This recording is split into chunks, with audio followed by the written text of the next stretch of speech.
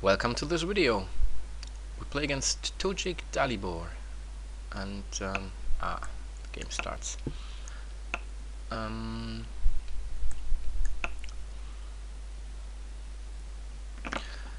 Taking, normally white plays d5, so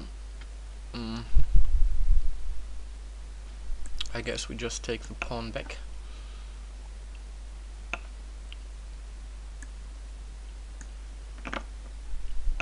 And now the queen is in the way of the bishop, so this is good for us.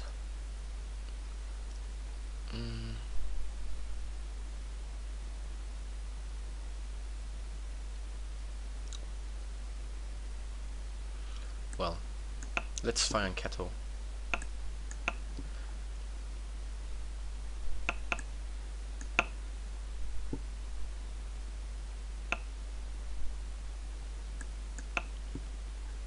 Maybe I want to return the queen to c7, so I don't develop my knight yet to c6, which would be the natural square.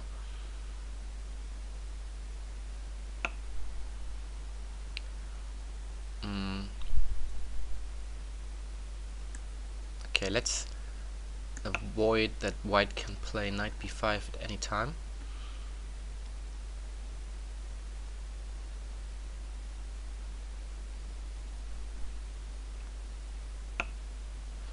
So what about knight c6 now?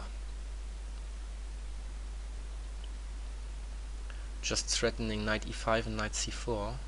c4 would be a nice outpost for the knight. On the other hand, I don't like him to play bishop e3 after knight c6. If I play knight e5 and he returns and I play knight c4 afterwards, maybe he can just put the knight here on b3. But I think this is okay for me, so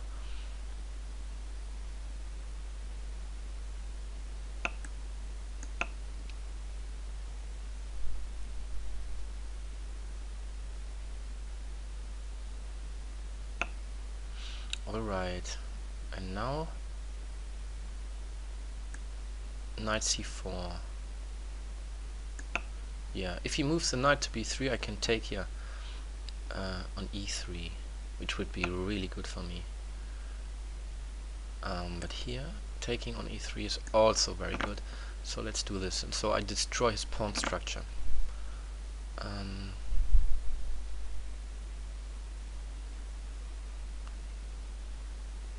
Okay, I want to move the bishop, so I also need to protect the pawn on b7. Let's play rook b8. I think I have the time to do something like this. And should I stay on this diagonal?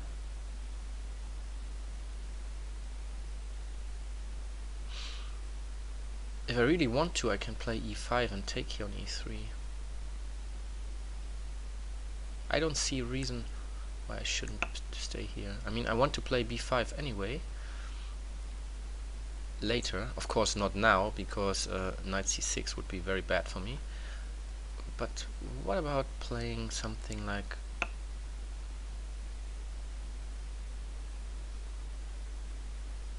rook d8 first?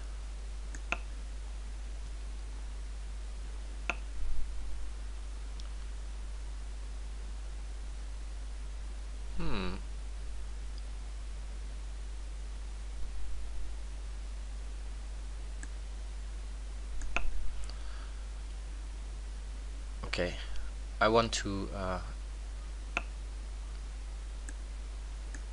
put more pressure here on the c file, and I want to play b5.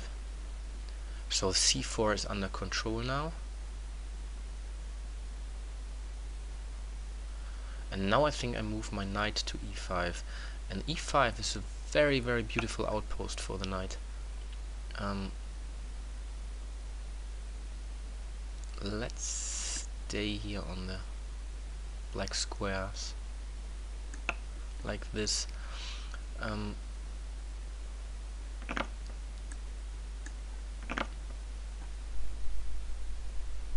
I can play knight g4 for example, and knight e5, and this knight on e5 is very, very strong because no pawn can ever attack the knight. And I can also jump to c4 with the knight, so I have some nice squares for my pieces, whereas this rook is not that strong here. I think he wants to play rook a1 and kicking me here away, but let's say knight g4, can't move the rook because of the knight f2 check, and the queen is gone, so he needs to do something about this first. What I can do also is playing b4. Okay, here we go. So we have the square I talked about. The good thing with b4 is he needs to... Okay. Knight c4 directly wins the exchange.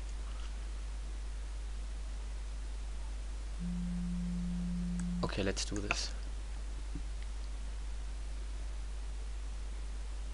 But I wonder if I really take the rook here, or I take the pawn on e3. Okay, I can't take because the queen protects the pawn. Well, then let's take here and take c3. So this is a complete one position, and we have the only open file under control here.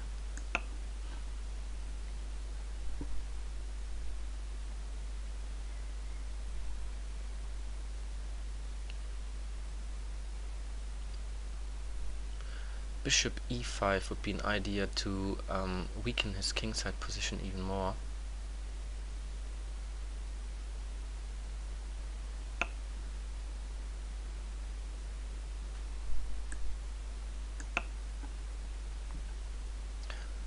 I want to exchange pieces and pawns, so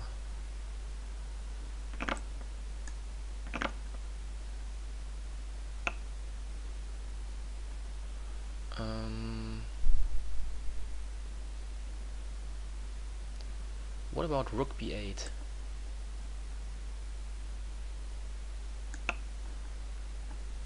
So he is a bit tied to all his pieces here, and I threaten e5, or I also threaten just to take here with the bishop.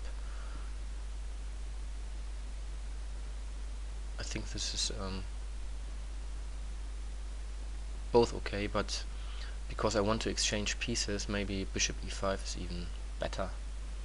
I need to hurry up. 40 seconds, that's not a lot.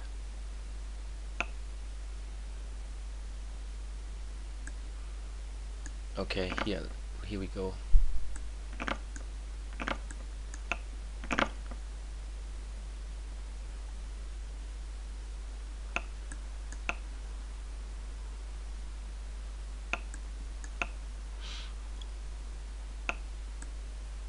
Alright, let's take here, and then the queen on e5 is quite strong.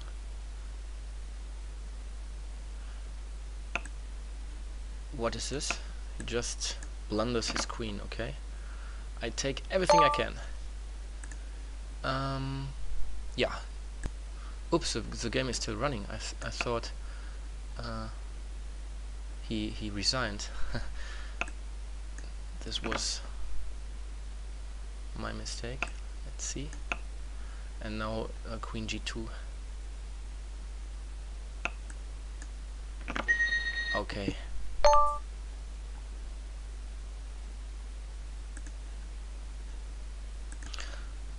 Okay, now I see what this message was. I thought he gave up the game, but he wanted to take back the move he made with the queen. Okay, I did not see this. However, I think it's also yeah. Why? I mean, in blitz games, you don't ask your opponent to take back a move. Sometimes okay if you make a mouse slip. but I didn't even notice that he wanted to take it back. So I think the crucial thing in this game was the very nice square I had on e5. And why did I have this beautiful square? Because white just allowed me to take on e3 with the bishop, and he needed to take back in this position with the pawn.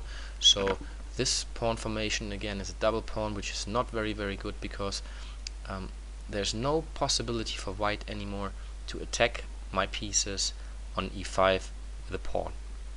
And yeah, so what I later did is to move my knight to this square, and I think it was very nicely placed on e5 here in this position.